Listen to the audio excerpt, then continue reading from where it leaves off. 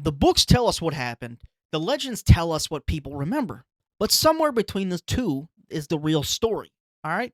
Welcome to History Unfiltered at the Read and Rant podcast. Welcome to the Read It and Rant podcast, where we don't sugarcoat it, no filters, no holding back, just raw, loud opinions. So turn it up and get ready. All right, to welcome rant. back to the Read and Rant podcast and episode 2 of History Unfiltered. All right, where we're going behind the dates, behind the paintings, behind the legends, and behind the simplified stories many of us remember from the classroom. And today, we're going to go back to the beginning. Before Gettysburg, Lincoln, before D.C., before the Constitution, before there was even a United States of America. We're going back to the original 13 British colonies sitting along the Atlantic coast, and we're going to ask one giant question. Why did they revolt? Because you probably heard the story of the Boston Tea Party before. Britain taxed the colonies didn't like taxes, Britain taxed their tea, and a bunch of angry Bostonians decided to dump all that Earl Grey right into the harbor. Everybody screamed, "No taxation without representation!" Then shots were fired, George Washington showed up, TJ wrote the Declaration of Independence, and America was born. Roll credits, except that ain't the whole story. Not even freaking close. Because the American Revolution wasn't simply a tax revolt, and it definitely wasn't about tea. It was a political revolution decades in the making, involving taxation, representation, imperial economics, Western land, colonial self-government, standing armies, British authorities, individual rights, Enlightenment philosophy, slavery, native nations, competing definitions of liberty, and eventually the radical proposition that 13 colonies should sever themselves from one of the most powerful empires on earth. So grab your tea and don't throw this particular one into any kind of body of water because we're going to go back to the 18th century, all right? This is the American Revolution, completely unfiltered, all right? Before we get started, though, I got to give you a disclaimer because we have one rule here at History Unfiltered on the Read and Rant podcast. History doesn't get cleaned up to make anybody comfortable. The Read and Rant podcast condemns racism, anti-Semitism, racial supremacy, slavery, discrimination, religious hatred, and the dehumanization of any group of people. Discussing historical racism, slavery, warfare, political extremism, colonialism, religious conflict, or other disturbing historical subjects does not constitute endorsement of them. This series exists to educate. Let me say it again for the people in the back. This series exists simply to educate. Okay? We're going to encounter historical figures who accomplish extraordinary things while simultaneously holding beliefs or participating in institutions we find deeply troubling today. We are not here to replace one mythology with another. We're here to examine primary documents, historical scholarship, government archives, and the voices of the people who actually lived through these events.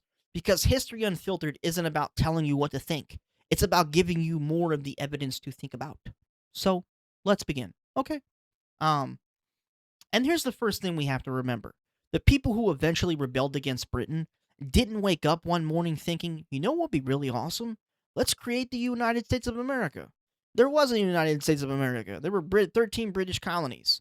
And for generations, colonists had really developed their own assemblies, political traditions, economies, and communities and identities while remaining subjects of the British crown. Then something enormous happened. A global war. Americans generally remember the North American portion of the French and Indian War, but it was globally known as the 7 Years' War. Britain actually emerged victorious. France lost enormous amounts of territory in North America. From London's perspective, Britain had just fought an incredibly expensive war that had protected and expanded its empire, including its American colonies. And now Britain had to administer and defend that empire. London increasingly expected the colonies to contribute. Too many British politicians, that wasn't tyranny. It was common sense. You benefited from that war. You benefited from British military protection. You were part of the empire, so you had to help pay for it. But many colonies looked at the situation a lot differently, and that's where the fuse really started to burn. And the phrase everybody remembers is no taxation without representation. Notice what the phrase doesn't say. It doesn't say no taxation. Instead, what it says, no taxation without representation. That's a major difference. The fight increasingly became about who possessed legitimate authority to tax and govern the colonies. Parliament believed it possessed sovereignty over the British Empire. Colonial opponents increasingly argued that those taxes imposed upon them without their consent violated their rights. And that turned what might look like a dispute over money into a dispute over political legitimacy. Because once you ask, can Parliament tax us without our consent? You've opened a Pandora's box of a much bigger door. Can Parliament legislate for us without our consent? Can Parliament restructure our governments? And can Britain station troops among us? Can Britain decide where we're allowed to settle? Can Britain control our trade? Can Britain punish an entire colony? And eventually, if government consistently violates our rights, do we still owe that government allegiance?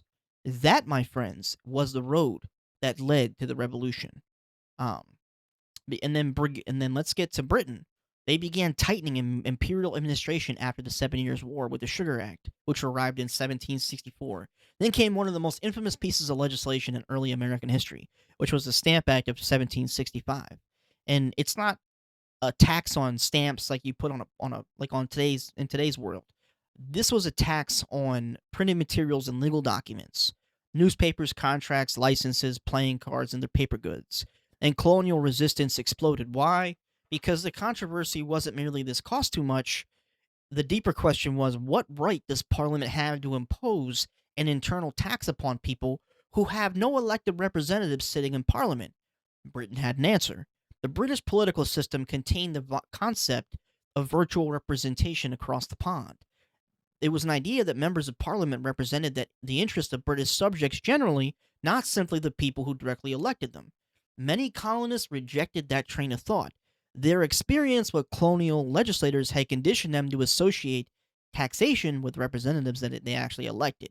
Now we're going to move far beyond pennies. We're arguing about the fundamental meaning of representation. And honestly, the colonial resistance worked, you know? Boycotts hurt British merchants. The protests seriously intensified, and then in 1766, the Stamp Act was repealed. Victory. It should have been, right? Nope, not exactly. Because Britain simultaneously asserted something enormously important. Its authority over the colonies remained supreme. The tax disappeared, but the constitutional disagreement did not. That's one of the themes you're going to hear throughout this episode. Britain and the colonists kept arguing about individual policies, but underneath every argument sat the same unanswered question: who has the final say? And because neither side could ultimately agree on the answer, every new controversy reopened that same wound. Then came the township duties in 1767 and 1768. Duties were imposed on various imported goods. Once again, colonial resistance erupted: boycotts, political organizing, newspapers, protests, and eventually most of the township duties were repealed, except one, which was tea. The UK National Archives confirms that after unrest surrounding the Township Acts, the duties were repealed in 1770 except for the duty on tea. And that remaining tea duty mattered symbolically because Parliament wasn't merely trying to raise money. Maintaining the tea duty also preserved the principle that Parliament had the authority to tax the colonies. So we're back to the exact same fight: authority, representation, consent, and so on and so forth. Now we're going to throw soldiers into this already explosive situation. British troops had been stationed in Boston amid escalating political tension. And on March 5th, 1770, confrontation turned deadly. British soldiers really fired into a crowd. 5 colonists ultimately died. The event became known as the Boston Massacre. And it was the Boston Massacre because of the politics and the propaganda that collided. The Patriot movement now had martyrs. Images and accounts spread, and the incident became evidence in Patriot rhetoric that maintaining a standing military force among civilians was really dangerous to liberty. But here's where History Unfiltered matters. History wasn't populated exclusively by patriots. There were loyalists. There were people trying desperately to avoid confrontation. There were people whose political opinions changed over time. And there were also British officials who genuinely believed they were confronting disorder and increasingly organized resistance to lawful authority. At that point, the revolution wasn't inevitable. People made choices that honestly pushed it there, especially when we get to 1773 and the Tea Act. This is where the classroom version usually gets kind of dramatic, especially with that painting of the scene in Boston Harbor. We got British tea, angry colonists in Boston Harbor, but there's a twist. The Tea Act wasn't simply Britain announcing, we're making your tea ridiculously expensive. The UK National Archives explains that the Tea Act allowed the financially troubled East India Company to sell tea directly into British America without paying certain tariffs, while American purchasers still faced the remaining township tea duty. That really created an explosive political situation. because purchasing the tea that could be interpreted as accepting Parliament's claim right to tax colonies. So resistance wasn't simply about the retail price of a beverage. The tea had now become a constitutional symbol. Then comes December 16th, 1773. Boston Harbor. Men boarded 3 ships. The chests were smashed open. Tea went flying into the harbor. And according to the surviving East India Company records highlighted by the UK National Archives, the destroyed tea was valued at £9,659,000, 6 shillings and 4 pence at the time. That's not somebody spilling Earl Grey. That's deliberate destruction of extremely valuable commercial property, and Britain responded hard. Um, Parliament wasn't going to watch hundreds of chests of company property get dumped into Boston Harbor and shrug. Britain really imposed punitive legislation that Americans came to call the Intolerable Acts. Um, Boston Harbor was effectively closed until compensation was made for the destroyed tea. Massachusetts government was really, really restricted. British authority really got tightened and really, really tight. And something happened that London didn't probably intend to do, but they did it anyway. Because instead of isolating Massachusetts, you really helped just unite the colonies. Other colonies looked at Boston and wondered, if Parliament can do this to Massachusetts, what stops Parliament from doing it to us? And now the dispute becomes continental, and we lead to the First Continental Congress meeting in 1774. The colonies have now coordinated, boycotts are spreading, communities are communicating, and political resistance have honestly become organized. However, America still isn't inevitable. Um, you know, Something resembling an American political identity is starting to emerge. Um, but here's where I think the phrase tea and taxes really fails us as well. If you read the Declaration of Independence, actually, no, read the grievances. The National Archive notes that the Declaration contains 27 complaints, and I mean 27 hardcore complaints against King George III, which Congress presented as its case for separation. And taxes are like only a small part of the indictment.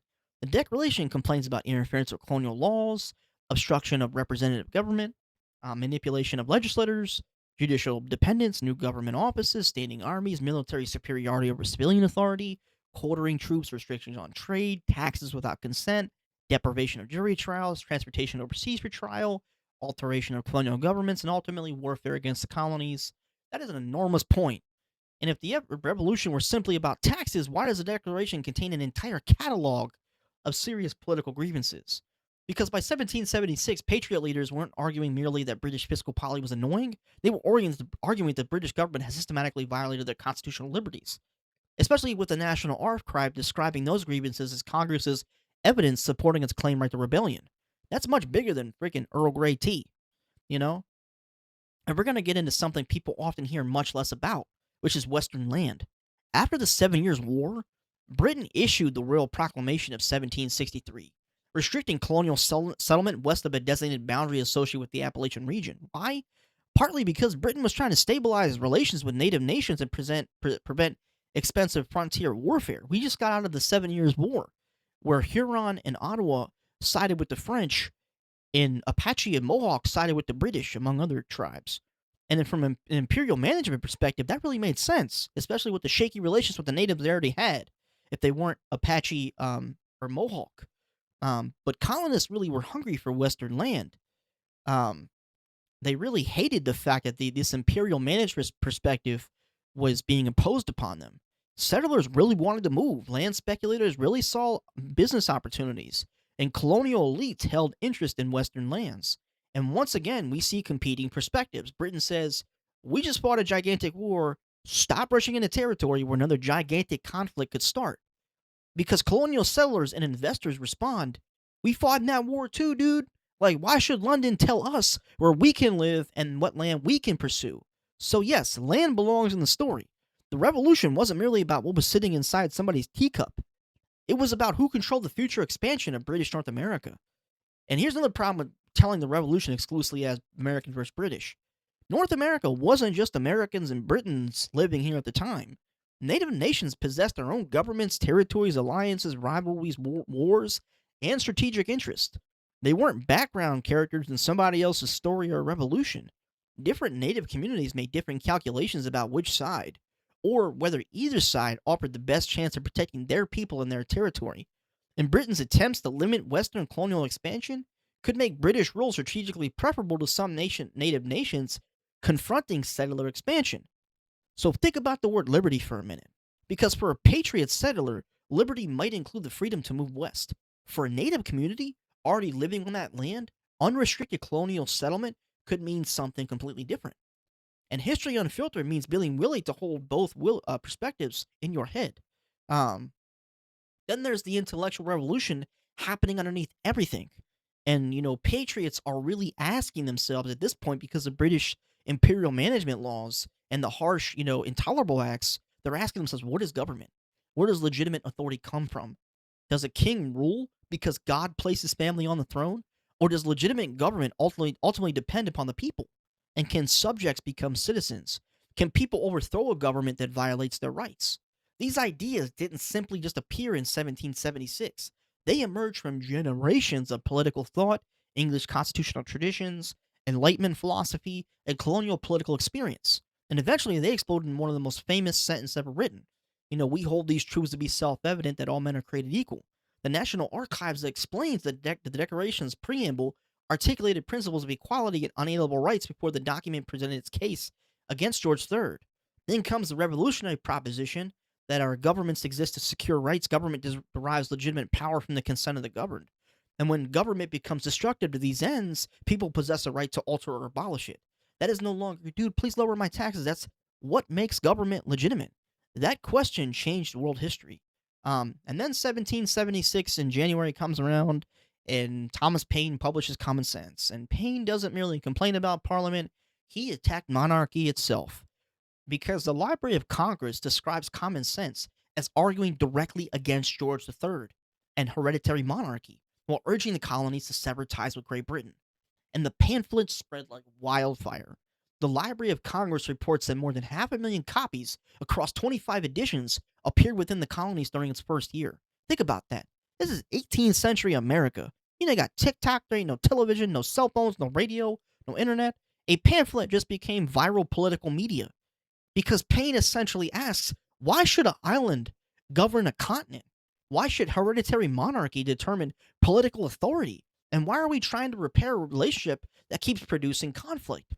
And suddenly, independence doesn't sound insane anymore. It sounds possible. The National Archives says common sense helped ignite support for an idea that many colonists previously considered unthinkable, which was complete separation. But before the Declaration and before independence, before the 4th of July, the war had already begun on April 19th, 1775. In Lexington and Concord, British troops marched to seize colonial military supplies. And the militia were like, I ain't doing this. And they assembled, somebody fired, and here's something beautifully written about history, and it's also frustrating. Nobody knows who fired the first shot. The National Park Service even notes that it remains unknown whether the first shot came from the British or the colonists. But once somebody pulled that trigger, that political argument and disagreement now became a shooting war, and men started to die. British troops retreated toward Boston under fire, the Rubicon had been crossed, and yet even after bloodshed, independence still wasn't immediately unanimous. And I think that's a very important distinction to make because we tend to read history backward. We know America wins. We know the Declaration gets signed. We know Washington becomes president. They didn't. To somebody living back then in 1775, the future was still completely unwritten, you know? And then I think another mythos we need to destroy. The 13 colonies did not unanimously rise up as one giant patriotic family. There were patriots and loyalists. There were people who were neutral. There were families divided by politics. Neighbors ended up on opposite sides, just like the Civil War. Some people really believed Parliament had violated colonial rights, but still didn't want independence. Others really remained loyal to King George III and the crown. Some feared rebellion would produce chaos. Others feared the British government more. And eventually, the American Revolution became something resembling a civil war inside a larger imperial war. There were colonists against colonists, neighbor against neighbor, family against family, and I think that makes the revolution a lot messier than the painting hanging in the textbook. It makes it much more human, though, to be honest. Now we arrive at one of the greatest contradictions in American history, and it still baffles me to this day how this can such a contradictory statement can be in one of the most exclusive documents known to man. The revolutionaries proclaimed liberty, equality, natural rights, government by consent. Meanwhile, slavery exists throughout British North America, and some of the men demanding liberty from Britain enslaved other human beings. And you cannot tell an unfiltered story of the American Revolution without confronting that contradiction. And enslaved people weren't simply waiting for white political leaders to decide what liberty meant. They pursued freedom themselves. And I like to mention that the reason why the British didn't really help the Confederate States of America during the Civil War is because the time the Civil War rolled around, Britain had already, outlawed slavery in the UK.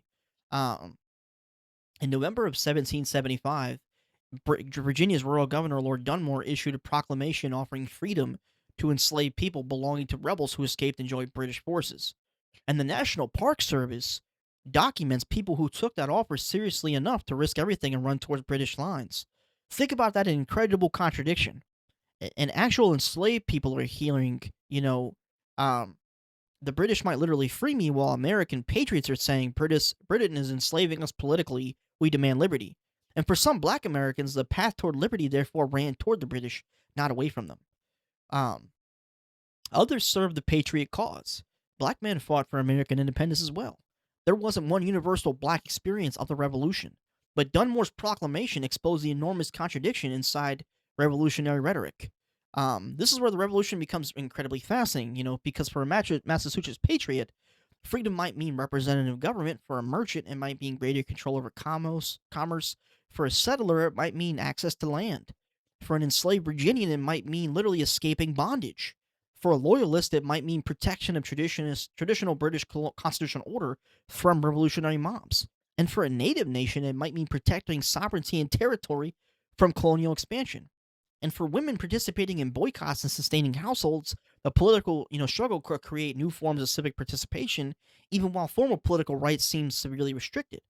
Everyone uses words like liberty, but they don't necessarily mean the same thing, because that's history. Um, and I think here's where we really have to resist another easy answer. You could look at slaveholding revolutionaries proclaiming universalism and say, they're hypocrites, end of story. And there is absolutely profound hypocrisy there, but that's not the end of the story either. Um, because once revolutionary ideology declares that liberty is a natural right, people excluded from that promise can turn the language back on the society that created it, to which they did. The revolutionary language of natural rights could contribute to later anti-slavery arguments and political struggles. For example, take Pennsylvania.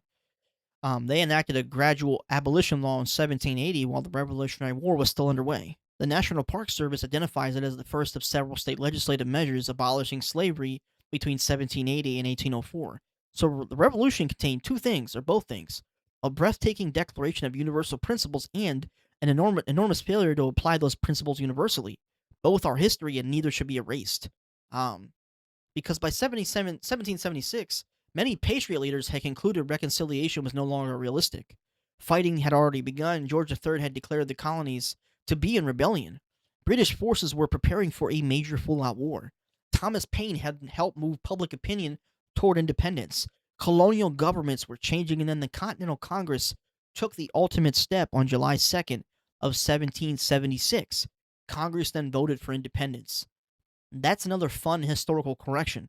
The formal vote for independence happened on July the 2nd. The National Park Service records July 2nd as the date Congress approved the resolution for independence. Then, July 4th, Congress approved the text of the declaration. The National Archive notes that the printer John Dunlap then worked through the night, producing approximately 200 copies for distribution. And suddenly, 13 colonies weren't merely demanding better treatment, they were claiming something revolutionary: that we are states, independent states at that. We do not owe allegiance to the British crown anymore. We don't have parliament above us, no king. And that is an extraordinary political transformation to go through overnight with a document. So next time you read the Declaration, don't stop after life, liberty, and the pursuit of happiness. Keep going. Because the National Archives points out that the famous philosophical language is followed by the actual indictment, the list of grievances used as its evidence for rebellion. That's where you see the patriot political leaders claimed that the revolution was about representation, legislators, judges, military power, trade, taxes, trials, government, war, political sovereignty. The Declaration isn't simply America's birth announcement, it's America's prosecutorial brief. against British rule. And then the verdict comes at the end. The colonies claim that they are free and independent states. And here's another part people sometimes forget too. The American Revolution didn't remain a little colonial rebellion along the Atlantic seaboard. It became international. France entered the conflict, Spain fought Britain, the Netherlands became involved, fighting stretched beyond mainland North America. The National Park Service describes the Revolutionary War as beginning between Britain and its North American colonies, and eventually became a global war involving European powers competing with a larger imperial rival, and French intervention became crucial, especially at Yorktown. So another piece of mythology disappears. America did not simply single-handedly defeat the British Empire. The Continental Army endured enormous hardship. In America, militia mattered. Washington's leadership mattered, but foreign military, naval, and financial assistance mattered enormously as well. The American Revolution became part of a worldwide struggle against Britain. So I guess we have to ask, was it about taxes? Yes and no. Taxes mattered, the Stamp Act mattered, the township duties mattered, the tea duty mattered, but asking whether the revolution was about taxes is almost like asking whether a house fire was about the match. Maybe the match helped ignite it, but you still need to ask, why was the house combustible? The deeper argument was about representation, consent, parliamentary sovereignty, colonial self government, imperial economic control, standing armies, Western expansion, land, political identity, monarchy, natural rights, and ultimately, who has the right to govern.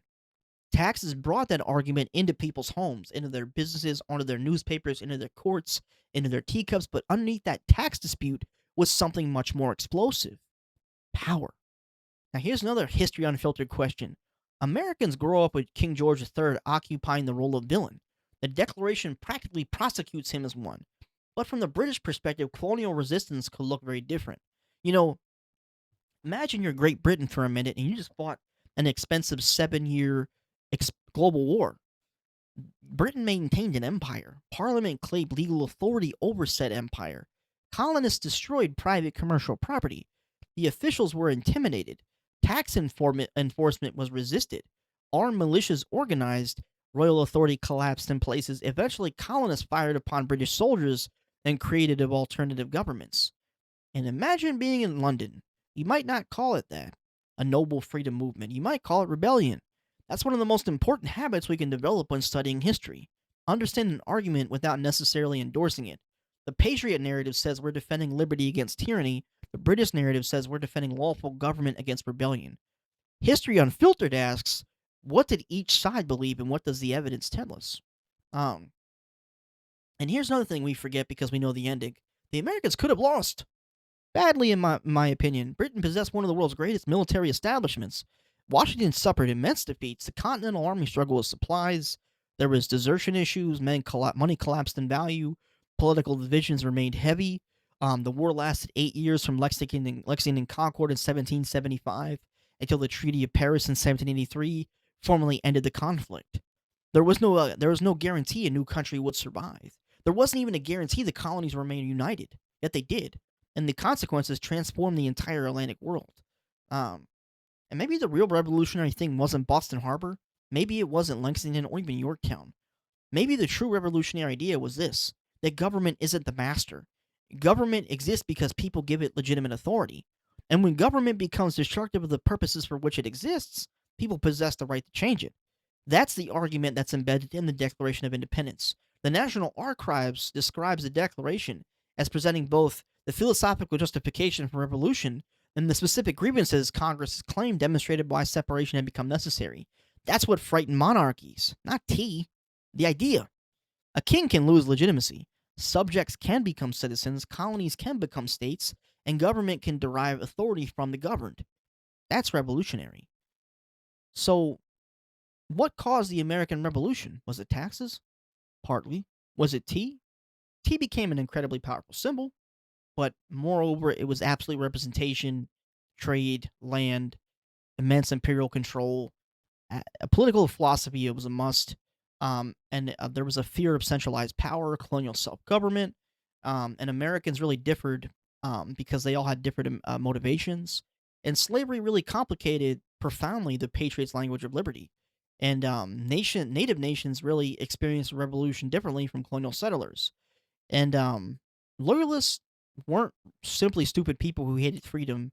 And Britain was not really an evil empire collecting money because King George woke up cranky one morning. It's just because they got out of an expensive 7-year war. And that is why history becomes so much more fascinating once we stop demanding that it fit into a flashcard. Because the American Revolution wasn't, they taxed our tea, so we revolted. It was a decade long constitutional crisis that gradually convinced enormous numbers of British colonists that the government they once considered their own had become a threat to their political liberties. And even then, they disagreed about what should replace it. They fought, debated, published, boycotted, destroyed property, formed militias, switched sides, escaped slavery, defended territory, pursued land, argued over government, and eventually they created a country. Not a perfect country, and not a country that immediately lived up to its own declaration, but a political experiment built around an extraordinary proposition. Government derives its legitimate authority from the consent of the governed, which is me and you. And perhaps the greatest irony of the American Revolution is that the people who wrote those words couldn't possibly control where those ideas would eventually lead. But once you tell humanity people possess rights simply because they're human, eventually somebody is going to ask them, why don't those rights apply to me? To the enslaved, to women, to people without property, to religious minorities, to generations not born yet. The revolution, however, answered one question: could 13 colonies break from an empire? And the answer is yes. But it left America with a much harder question: how do you build a nation that actually lived up to that word liberty? I'm going to be honest, we're still answering that one. And that is why we study history.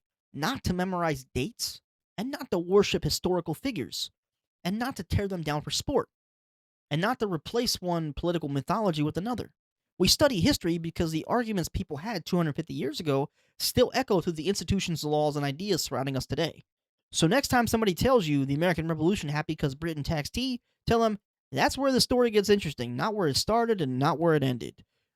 Because the books tell us what happened, the legends tell us what people remember, but somewhere between the two is the real story. All right? This has been the Read It Rant podcast on episode 2 of History Unfiltered.